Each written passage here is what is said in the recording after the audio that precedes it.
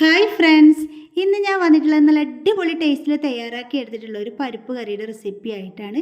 അപ്പോൾ വീഡിയോ നിങ്ങൾ മുഴുവനും സ്കിപ്പ് ചെയ്യാതെ കണ്ടൊന്ന് സപ്പോർട്ട് ചെയ്യണം കേട്ടോ. അതുപോലെ തന്നെ സബ്സ്ക്രൈബ് ചെയ്ത എല്ലാവരും വീഡിയോ കണ്ടൊന്ന് സപ്പോർട്ട് ചെയ്യണേ. അപ്പോൾ ഈ ഒരു കറി എങ്ങനെയാണ് തയ്യാറാക്കുന്നതെന്ന് നമുക്ക് നോക്കാം.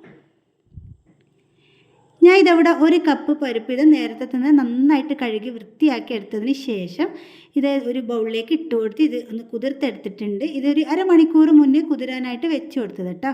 ഇനി നമുക്കിത് വേവിച്ചെടുക്കണം. അപ്പോൾ ഞാൻ ഇതവിടെ ആ ഒരു വെള്ളത്തോടെ തന്നെ ഇത് കുക്കറിലേക്ക് ഒഴിച്ചു കൊടുക്കുകയാണ്. എന്നിട്ട് ഇത് പരിപ്പ് മുങ്ങിക്കിടക്കാൻ പാകത്തിനുള്ള വെള്ളം കൂടി ഒഴിച്ചു കൊടുത്തിട്ടുണ്ട്. ഇനി നമുക്കിതിലേക്ക് ആവശ്യത്തിനുള്ള ഉപ്പ് ചേർത്ത് കൊടുക്കാം. ഒപ്പം തന്നെ ഇതിലേക്ക് 1/2 ടീസ്പൂൺ മഞ്ഞൾപ്പൊടി കൂടി ചേർത്ത് കൊടുത്തിട്ട് നന്നായിട്ട് കൈവച്ച് മിക്സ് ചെയ്തെടുക്കാം. എന്നിട്ട് ഇത് ഞാൻ മൂടി വെച്ച് സ്റ്റൗവിലേക്ക് വെച്ച് ഫ്ലെയിം ഓൺ ചെയ്ത് കൊടുക്കുന്നുണ്ട്. അപ്പോൾ ഇതിന് വെന്ത് വരട്ടെ. അപ്പോൾ ഇത് ഞാൻ ഇതിവിടെ വേവിക്കാൻ വെച്ച് കൊടുത്തിട്ടുണ്ട്. ആ ഒരു സമയം കൊണ്ട് ഇതിലേക്ക് ഞാൻ ഇത് ഒരു ചെറിയ സവാള ഒന്ന് പൊടിയായിട്ട് കട്ട് ചെയ്ത് എടുത്തിട്ടുണ്ട്. പിന്നെ ഇത് എരിവിന് ആവശ്യത്തിനുള്ള പച്ചമുളക് ഞാൻ ഇവിടെ ഒരു 3 പച്ചമുളകാണ് എടുത്തിട്ടുള്ളത്. പിന്നെ ഇതൊരു 5-8 അല്ലി വെളുത്തുള്ളി ചെറുതായിട്ട് കട്ട് ചെയ്ത് എടുത്തിട്ടുണ്ട്. നല്ല വലിപ്പമുള്ള അല്ലിയാണ് കേട്ടോ. പിന്നെ ഇതിലേക്ക് ഒരു ചെറിയ കഷ്ണം ഇഞ്ചി ഇതുപോലെ തന്നെ പൊടിയായിട്ട് കട്ട് ചെയ്ത് എടുത്തിട്ടുണ്ട്.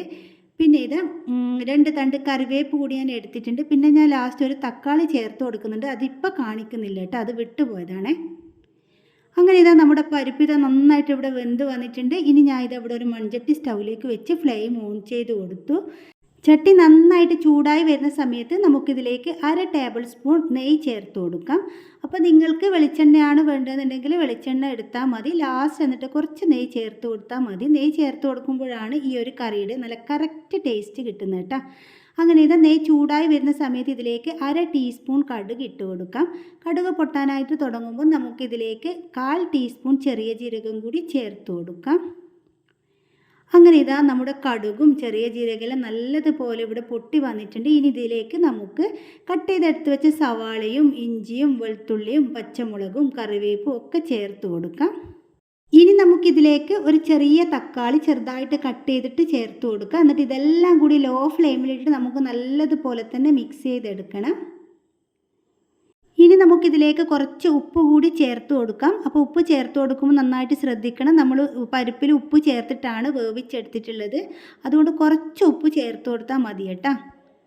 അങ്ങനെ ഇതെല്ലാം ഇവിടെ നല്ലതുപോലെ വഴറ്റി കൊടുത്തിട്ടുണ്ട്. ഇനി നമുക്കിതിലേക്ക് 1/2 ടീസ്പൂൺ മഞ്ഞൾപ്പൊടിയും 1 ടീസ്പൂൺ മുളക് പൊടിയും 1/2 ടീസ്പൂൺ മല്ലിപ്പൊടിയും 1/2 ടീസ്പൂൺ ഗരം മസാല പൊടിയും കൂടി ചേർത്ത് കൊടുക്കാം. ഇനി ഇതെല്ലാം കൂടി ലോ ഫ്ലെയിമിലിട്ടിട്ട് നമുക്ക് നന്നായിട്ടൊന്ന് വഴറ്റി കൊടുക്കണം. നമ്മുടെ ആ ഒരു പൊടികളുടെ പച്ചക്കുത്തെല്ലാം നന്നായിട്ട് തന്നെ ഒന്ന് മാറി വരട്ടെ. അപ്പോൾ എൻ്റെ വീഡിയോ നിങ്ങൾ ഇതുവരെ സബ്സ്ക്രൈബ് ചെയ്യാതെയാണ് കണ്ടിട്ടുണ്ടെങ്കിൽ ഒന്ന് സബ്സ്ക്രൈബ് ചെയ്ത് സപ്പോർട്ട് ചെയ്യണേ. അതുപോലെ തന്നെ വീഡിയോ കണ്ടുകൊണ്ടിരിക്കുന്ന സമയത്ത് നിങ്ങൾക്ക് ഇഷ്ടമാവുകയാണെന്നുണ്ടെങ്കിൽ ലൈക്ക് ചെയ്യാനും മറക്കരുത് കേട്ടോ. അങ്ങനെ ആ ഒരു പൊടികളുടെ പച്ചമണമൊക്കെ മാറി വന്നതിന് ശേഷം ഞാൻ ഇതിലേക്ക് വേവിച്ച് വെച്ചിട്ടുള്ള പരിപ്പ് ഒഴിച്ചു കൊടുത്തിട്ടുണ്ട്. എന്നിട്ട് നമ്മൾ വേവിച്ചെടുത്ത ആ ഒരു കുക്കറിൽ കുറച്ച് ചൂടുവെള്ളം കൂടി ഒഴിച്ചിട്ട് ഇതിലേക്ക് ഒഴിച്ചു കൊടുക്കാം. അപ്പോൾ പച്ചവെള്ളം ഒഴിക്കണ്ട കേട്ടോ, ചൂടുവെള്ളം ഒന്ന് ഒഴിച്ചിട്ട് ആ ഒരു കുക്കർ ഒന്ന് ചുറ്റിച്ച് കൊടുത്തിട്ട് ഇതിലേക്ക് ഒഴിച്ചു കൊടുത്തിട്ടുണ്ട്. ഇനി ഇത് നന്നായിട്ട് നമുക്കൊന്ന് മിക്സ് ചെയ്തെടുക്കാം. ഈ ഒരു സമയത്ത് നമുക്ക് ഉപ്പ് വേണമെങ്കിൽ ചേർത്ത് കൊടുക്കാം. ഞാൻ ഇതിൽ കുറച്ച് ഉപ്പ് കുറവേനു കേട്ടോ. അങ്ങനെ കുറച്ച് ഉപ്പ് കൂടി ചേർത്ത് കൊടുത്തിട്ട് വീണ്ടും നന്നായിട്ട് അവിടെ മിക്സ് ചെയ്ത് കൊടുക്കുന്നുണ്ട്.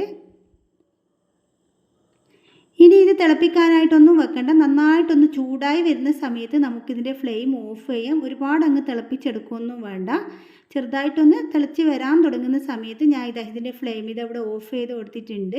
അങ്ങനെ നമ്മുടെ അടിപൊളി ടേസ്റ്റിലുള്ള ഒരു പരിപ്പ് കറി ഇതവിടെ തയ്യാറായി. ഈ ഒരു കറി ഉണ്ടെങ്കിൽ നമുക്ക് ചപ്പാത്തിക്കും ചോറിനും ദോശക്കും എല്ലാറ്റിൻ്റെ കൂടെ കഴിക്കാനും അടിപൊളിയാട്ടോ. അപ്പോൾ ഈ ഒരു പരിപ്പ് കറി നിങ്ങളൊന്ന് തയ്യാറാക്കിയിട്ട് അഭിപ്രായങ്ങളെല്ലാം കമൻറ്റ് ബോക്സിൽ അറിയിക്കണേ. അപ്പോൾ വീഡിയോ നിങ്ങൾക്ക് ഇഷ്ടമായിട്ടുണ്ടാവുമെന്ന് വിചാരിക്കുന്നു. ഇഷ്ടപ്പെട്ടിട്ടുണ്ടെങ്കിൽ എന്നും പറയുന്നത് പോലെ തന്നെ ലൈക്ക് ചെയ്യാനും ഷെയർ ചെയ്യാനും സബ്സ്ക്രൈബ് ചെയ്യാനും ഒന്നും മറക്കരുത്. നിങ്ങളുടെ കുക്കിംഗ് ഇഷ്ടപ്പെടുന്ന എല്ലാ ഫ്രണ്ട്സിനും അതുപോലെ ഫാമിലിക്കൊക്കെ ഒന്ന് ഷെയർ ചെയ്ത് കൊടുത്ത് സപ്പോർട്ട് ചെയ്യണം കേട്ടോ. പുതിയൊരു വീഡിയോ ആയിട്ട് നമുക്കിനി വീണ്ടും കാണാം.